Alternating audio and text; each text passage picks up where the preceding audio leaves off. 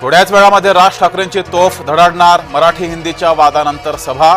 राज ठाकरे काय बोलणार याकडे लक्ष.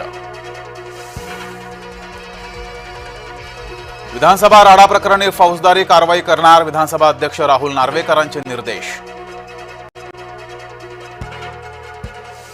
चुकीच्या गोष्टीचं समर्थन करू नका. मुख्यमंत्री देवेंद्र फडणवीस विरोधकांवर भडकले.